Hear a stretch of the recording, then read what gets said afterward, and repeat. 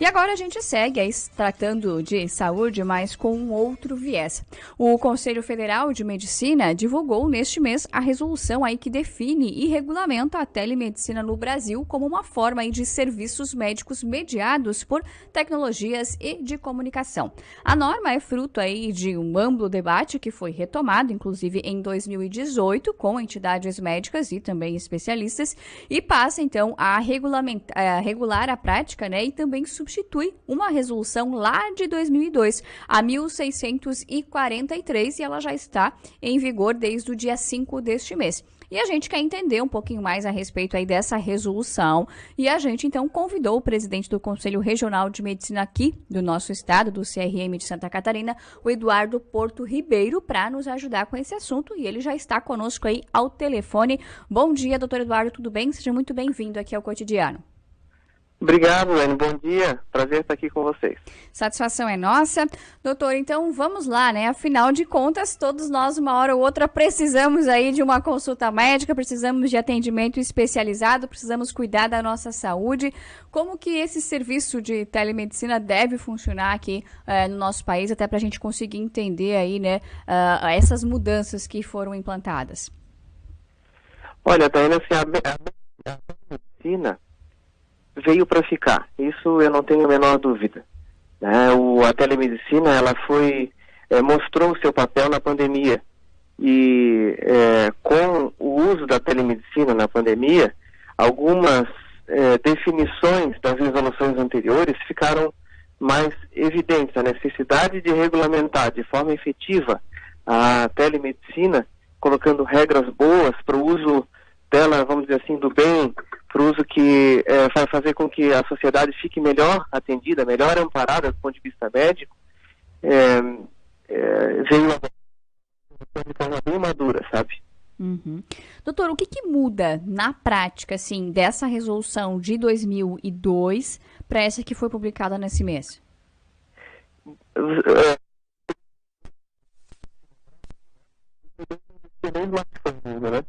Então, a visão do CFM em 2002 que a telemedicina viria foi uma visão bem inicial, né? Na de 2002 não poderia se fazer teleconsulta. A 2002 modalidade de telemedicina, por exemplo, a teleorientação, o telediagnóstico, né? Mas a teleconsulta não era permitida. Em 2018,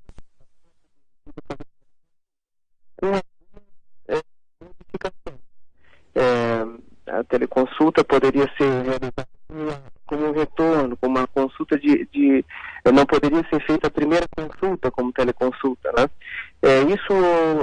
Foi feita essa resolução, precisou ser feito um debate mais amplo com a sociedade, alguns pontos ali não foram bem aceitos, e na sequência entrou a pandemia, e aí a pandemia ficou em vigor a lei da telemedicina e agora com o término da pandemia, então essa nova resolução ela vem suprir essa deficiência legal. Não supria mais, né? Pela de 2002.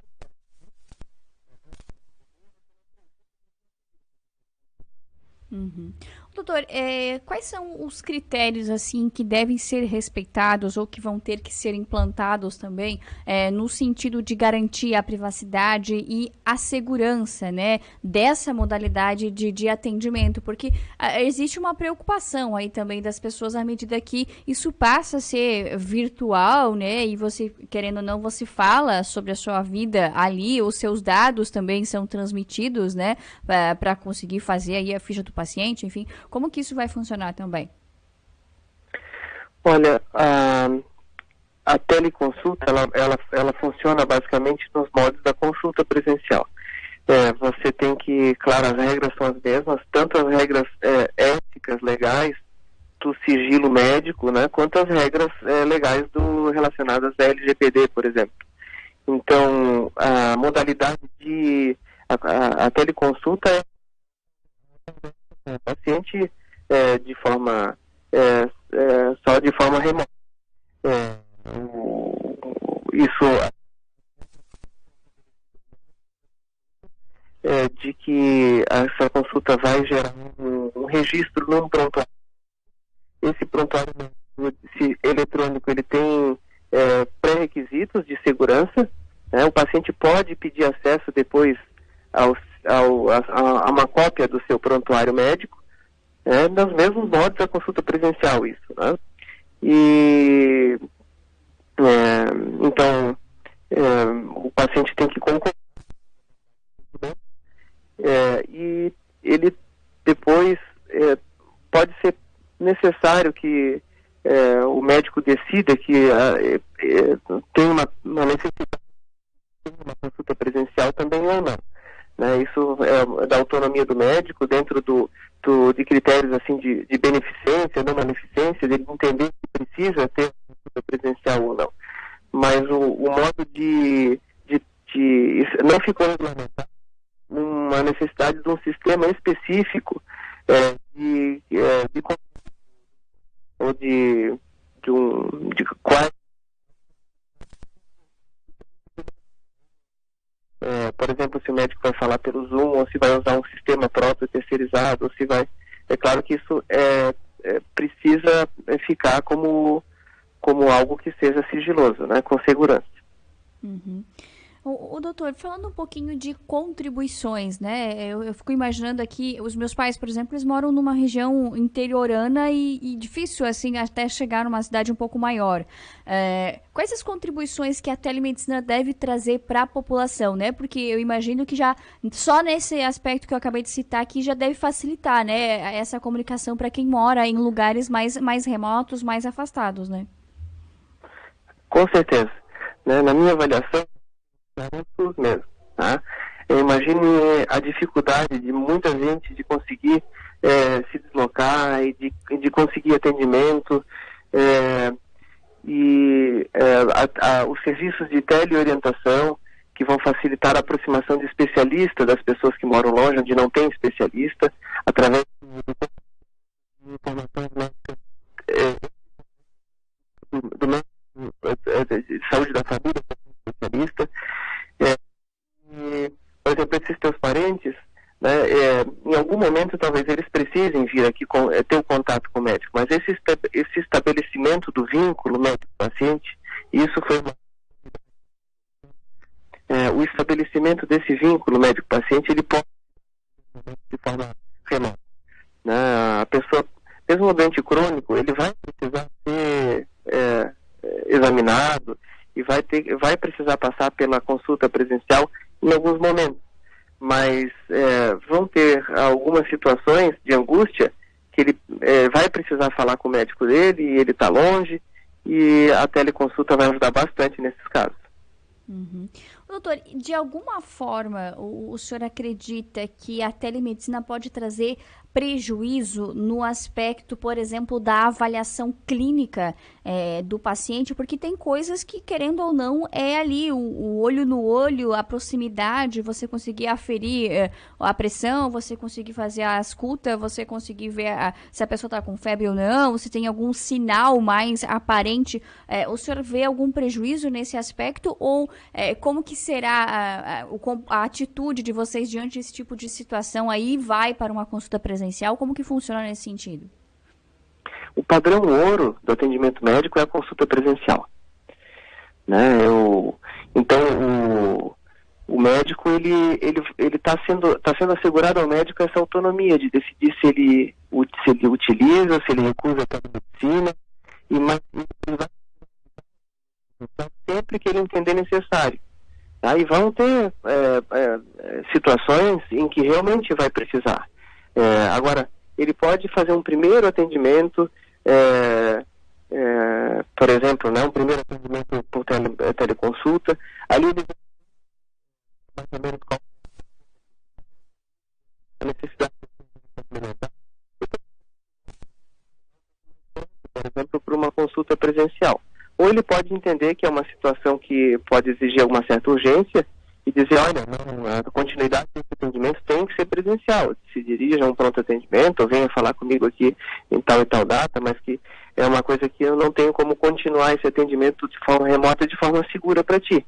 Então, esse atendimento vai depender mesmo dessa capacidade do médico de tomar essa decisão, sabe? Uhum.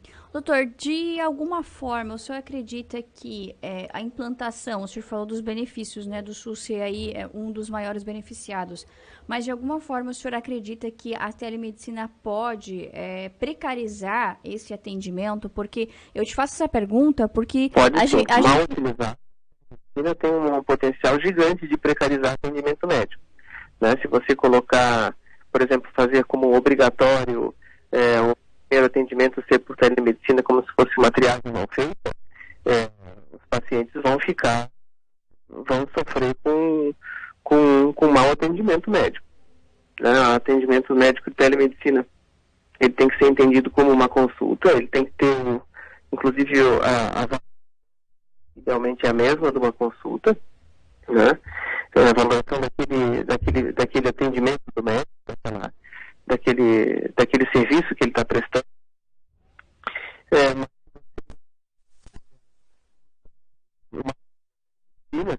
De querer substituir a consulta presencial por telemedicina, de forma assim, sem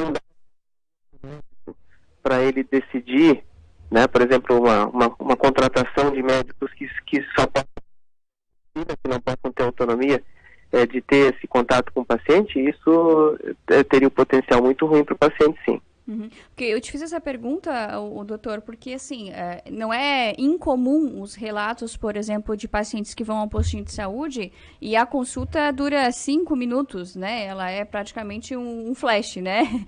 E aí eu fico imaginando quando isso migrar para a telemedicina, se esses pacientes não vão virar números ali naquele sistema. Como que talvez poderia também ser colocado uma forma de fiscalizar esse tipo de atendimento? Já tem algo nesse sentido? Olha,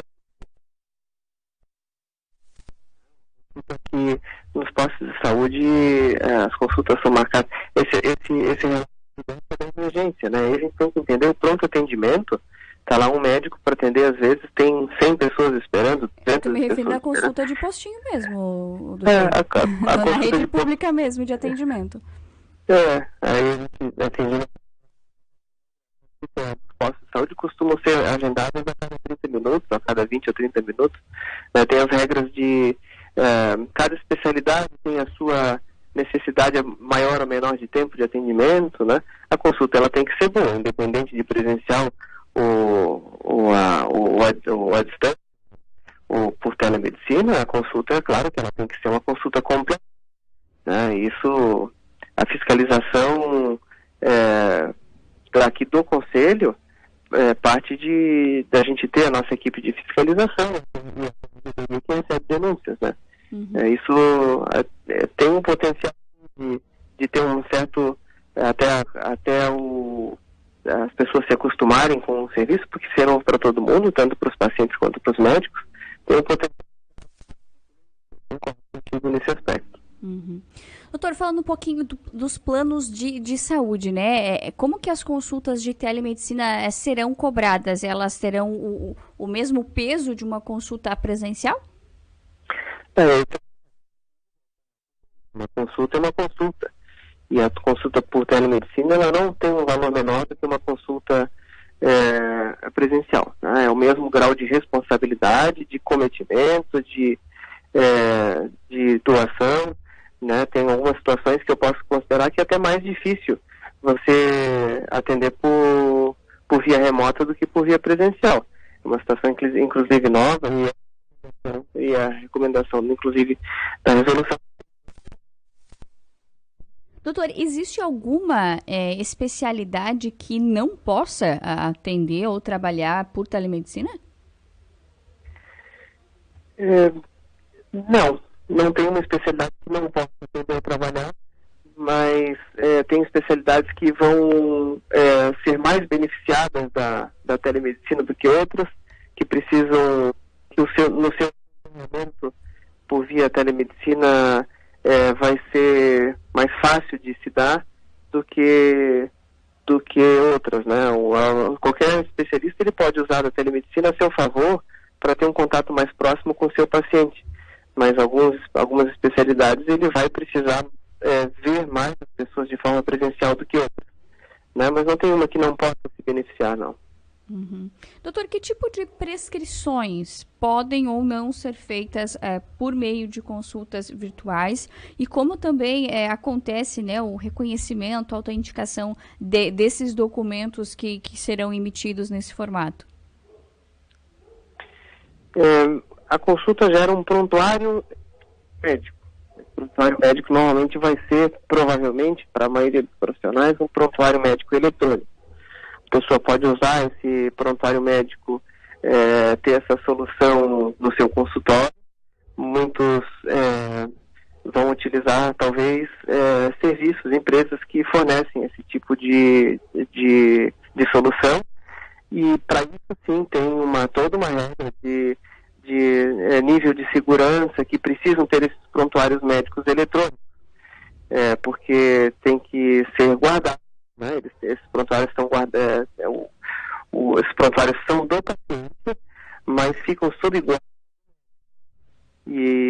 ou da instituição, né, que o médico trabalha.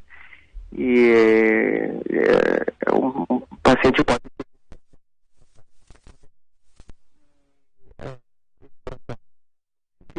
né, não pode ser.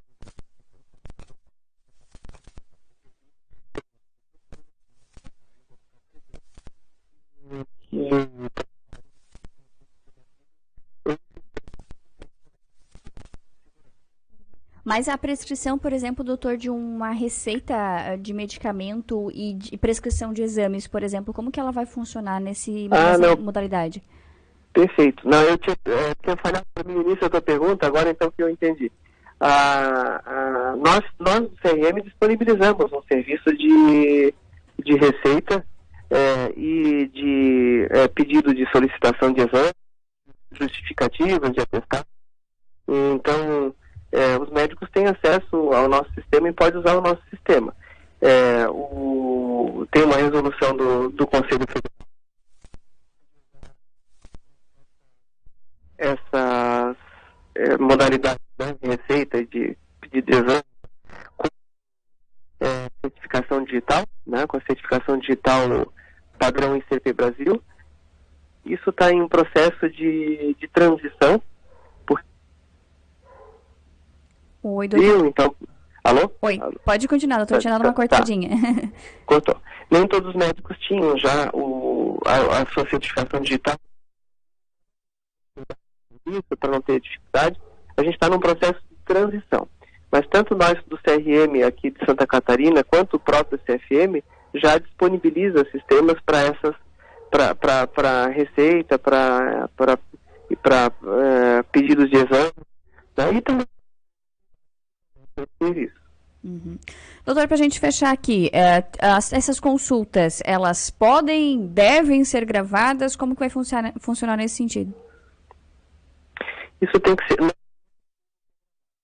resolução anterior, especificava que toda consulta tinha que ser completamente salvo o vídeo e isso ficar armazenado, né? Isso não está na nova resolução, não há necessidade de gravação, no início do atendimento o paciente preenche um termo esclarecido de consentimento com a consulta, com os termos da consulta de telemedicina, né, pela consulta virtual remota. Isso tem que estar estabelecido antes, se vai ser gravado a consulta ou se, né, isso não consulta por parte nem do paciente nem do médico sem a concordância e sem a ciência da outra parte. Perfeito. Doutor, muito obrigada pela sua atenção, por detalhar aí pra gente esse assunto, pra gente conseguir entender também como que vai funcionar essas medidas aí. Então, pelo que eu pude constatar aqui, né, vai trazer muitos benefícios, mas tem alguns aspectos aí ainda que vai demandar um pouquinho mais de atenção, né, e claro, fiscalização, como é o exemplo aí das consultas via SUS. Só pra gente deixar claro aqui, doutor, é o Conselho Federal de Medicina ou o CRM que vai fazer esse trabalho de fiscalização ou tem algum outro órgão também? A fiscalização no Estado compete ao Conselho Regional de Medicina do Estado de Santa Catarina. Nós que fazemos a fiscalização. Tá certo, então. Doutor, um abraço, bom final de semana e até uma próxima. Bom fim de semana. Obrigado. Valeu. Obrigada a nós. Tchau, tchau.